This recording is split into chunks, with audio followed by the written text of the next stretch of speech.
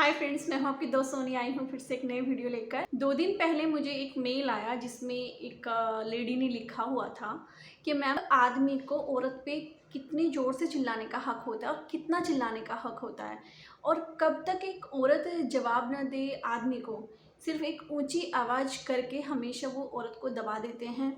तो और हमारे समाज सोसाइटी में बोला जाता है कि औरत को बोलने का हक नहीं है, औरत को ऊंची आवाज़ में बात करने का हक नहीं है।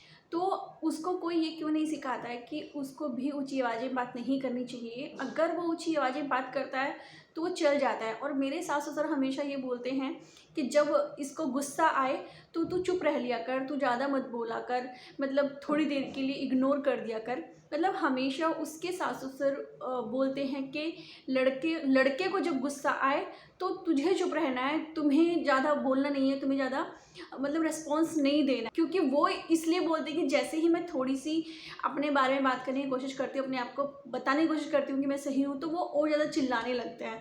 तो इस बात के लिए मेरे सास-ससुर भी बोलते हैं कि तू एक काम किया कर, चुप रह लिया कर, क्योंकि चुप रहने में ही भलाई है। लेकिन जब वो ज़ोर से बोलते हैं, मेरी इंसल्ट करते हैं, मुझे अच्छा नहीं लगता। क्योंकि और फैमिली के मेंबर जो हैं वो भी मेरे साथ इसी तरीके से ट्रीट करने लगे हैं, और सबको ये लगता है कि मतलब एक ये लेडी है, इसको कोई भी इस तरीके से बोल सकता है।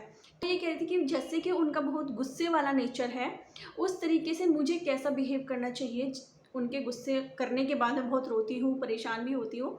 तो मुझे क्या करना चाहिए? जो चल रहा है सिर्फ़ उसी तरीके से मुझे चलते रहना चाहिए, या मुझे रिस्पॉन्स देना चाहिए? मैं क्या कर सकती हूँ? बात तो ये है कि आदमी को कभी औरत के ऊपर चिल्लाना ही नहीं चाहिए, ज़ोर से बोलना ही नहीं चाहिए। अगर आपको लग रहा है कि आपकी वाइफ़ ही लड़ाकू है, तो फिर ठीक है, आप ज़ोर से चिल्ला सकते हो। लेकिन अगर तरीके से औरत बात करेगी, आदमी को भी उसी तरीके से उसको रिस्पॉन्स देना पड़ेगा। तो आपकी मर्ज़ी है कि आप उसको रिस्पॉन्स कैसा देना चाहते हैं, उसको उसी की आवाज़ में देना चाहते हैं, या फिर आप गांधी जी को फॉलो करना चाहते हैं। मतलब वो आपके ऊपर डिपेंड है, क्योंकि ऑलरेडी सामने रिएक्शन दिखा दिया है गंदे वाला। तो फिर वो आपके ऊपर है कि आप कैसे हैंडल कर रहे हैं। बट अगर कोई आपके सामने इस तरीके का इंसान है कि उसको ज़ोर से चिल्लाना नहीं आता, या फिर वो आपके किसी गलत शब्द से वो पूरी रात रोता है, या फिर मतलब उसको रोना आता है, तो ये मतलब एक किसी का दिल दुखाने वाली बात हो जाती है। तो इसमें आपका कोई हक नहीं है किसी पे उल्टा चिल्लाने का। और चलो ये भी मान लेते हैं कि कभी कभी किसी किसी बात पे, रेयर केसेस में ऐसा हो जाता है कि इंसान का मूड खराब हो, गुस्सा आ जाता है, तो उसको वाइफ समझ लेती है। बट इन दिस केस, जैसे मुझे उस लड़की ने बोला कि उसकी 2 साल शादी को हुए हैं, और 2 साल से वो ये चीज़ झेल रही है कि जैसे ही उसका हस्बैंड उस पर चिल्लाता है, पूरी फैमिली लग जाती है इस बात को समझाने के लिए कि उसको नहीं चिल्लाना है, उसको चिल्ला के बात नहीं करनी है, उसका हस्बैंड ऐसा ही है, वो ऐसे ही चिल्लाएगा। तो ये बहुत गलत चीज़ है। पहली बात तो ये है कि मम्मी पापा को बीच में बढ़ना ही नहीं चाहिए। वो हस्बैंड वाइफ हैं, वो देख लेंगे, लड़ेंगे, अलग हो जाएंगे। अगर उनको साथ में रहना है तो रह लेंगे, लेकिन एक इंसान को दबा के नहीं रखना चाहिए। मतलब कि वाइफ को ही हमेशा समझा दो, ये अच्छी बात नहीं। अगर आपका समझाने का इतना मूड है तो आप बेटे को भी समझाओ और बहू को भी समझाओ। अगर आपकी हिम्मत ही नहीं है बेटे को एक वर्ड भी कहने की, तो आप बहू को ही मत समझाओ, अपने लिए स्टैंड ले लेगी। उसको लग रहा है अच्छा फील कर रही है वो, तो रह लेगी साथ में। उसको नहीं अच्छा फील हो रहा है तो वो चली जाएगी। ठीक है, जब लड़के को लगेगा कि मेरा इतना गंदा रिएक्शन इस लड़की को इतना हर्ट करता है कि ये जाने की बात कर रही है, तो शायद अपने नेचर को चेंज भी करे, क्योंकि अपना घर तो कोई बर्बाद करना नहीं चाहता है। लेकिन जो ये लड़के को सर पे चढ़ाने वाली बात होती है, ये मम्मी पापा बहुत हद तक कर देते हैं। और ऐसा नहीं है कि मतलब मम्मी पापा की ही गलती होती है हमेशा लड़के की। कभी कभी क्या होता है कि मम्मी पापा खुद भी डरते हैं अपने बेटे से, क्योंकि बेटे का नेचर ऐसा है। बहुत से लड़कों की क्या होती है कि आवाज़ ही बहुत ऊंची होती है। तो अगर उसकी आवाज़ ऊंची है तो आप कुछ कर नहीं सकते हो, क्योंकि बचपन के हैबिट आप चेंज नहीं कर सकते हो। अगर उसकी बचपन की हैबिट है, वो आवाज़ ऊँची कर रहा है, लेकिन वो आपको गंदा वर्ड नहीं बोल रहा है, तो फिर आप उसको थोड़ा-सा अंडरस्टैंड कर सकते हो, अपनी बातें प्यार से समझा सकते हो। उसमें ये है कि आपकी डिसरिस्पेक्ट वो नहीं कर रहा है, क्योंकि वो आपको कुछ गलत नहीं बोल रहा है, सिर्फ़ अपनी आवाज़ है, बचपन का एक नेचर है, वो सामने आ रहा है, ठीक है। लेकिन अगर आपका हस्बैंड गंदे वर्ड्स यूज़ कर रहा है, गालियाँ आपको दे रहा है, मतलब आपको ये भी समझना बहुत ज़रूरी है कि आपको जो आपका हस्बैंड है, वो ट्रीट किस तरीके से कर रहा है।